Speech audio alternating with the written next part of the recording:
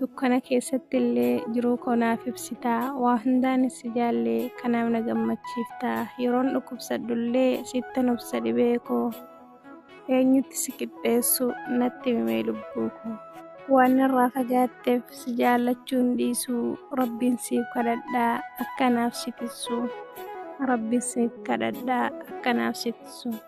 Jaalalli fageenyaa haalan ulfaatullee obseetumaan taa'aa obsinaafatilleen, obseetumaan taa'aa obsinaafatilleen. Akka wal jaalannuun addaan baanee hin hafnu, dhihaatuma jiraa guyyaa wal agarru, dhihaatuma jiraa guyyaa wal agarru. Hangasittuu jaalalaan siif qabu kunuunsi sirriitti, nagahaan jiraadhu si dhiisa rabbitti, nagahaan jiraadhu si dhiisa rabbitti.